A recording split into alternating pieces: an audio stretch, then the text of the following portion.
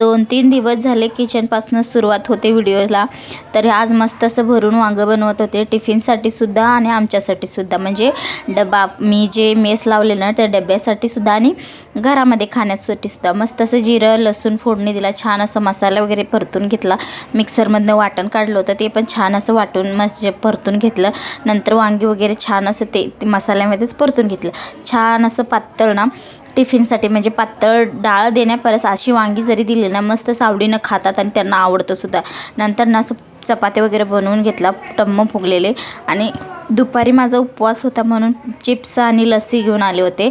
आज गुरुवार होता म्हटल्यावर चला उपवास वगैरे होतं म्हणून लस्सी आणि चिप्स खाऊन घेतला. नंतर कामं काही चुकत नाही आपल्या घरातले, किती पण करा आणि काय पण करा. मग नंतर किती ढीगभर कचरा पडला. तर मला तर असं वाटत आहे ना कधी एकदा मुलांची शाळा चालू होते असं झाडले की नाही असं कचरा पडतो. 5-10 मिनटंसुद्धा किचन असं स्वच्छ राहत नाही. तसंच मी म्हणजे झाडायचं प्रयत्न म्हणजे सारखं झाडतेच साडीत असं झाडलं की नाही. बारकी पोरगी तर इतकी आहे ना काही पण आणून टाकून जाते. मग नंतर सकाळी ना हे दोन्ही डबे घासून ठेवले होते. सकाळी म्हणजे राशन संपला होता, आता राशन आणायचं आहे म्हणून मग दोन्ही डबे वगैरे घासून पुसून वाळले होते छान असं. तेच थोडं पाणी होतं ते पुसून ना एकावर एक ठेवून आतमध्ये आणून ठेवले किचनमध्ये.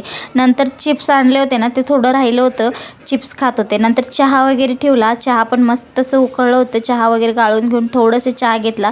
लेकीचं प्रेम बघा बापासाठी किती असतो ना. तिचं पाय मस्त असं गरम पाण्यात चोळून दिली आणि नंतर तेल लावून मालिश वगैरे करून दिली. माझं कधी जरा थोडंसं दाबून दे म्हटलं तर अजिबात देत नाही. लय बापाला आणि आजीला इतकी प्रेम करते ना काय सांगायलाच नको. नंतर ना डब्बू म्हणजे फ्राय करायचं होतं. छान असं मसाला वगैरे घालून छान असं डब्बू परतून घेतला. नंतर डबा भरायची वेळ आली संध्याकाळचं. मग चपात्या, वांग्याची आमटी, भात, डब्बू असंच काही मेजवानी होती आजची. छान असा डबा वगैरे भरून घेतला. व्हिडिओ आवडला असेल तर लाईक शेअर सबस्क्राईब करा. चला बाय.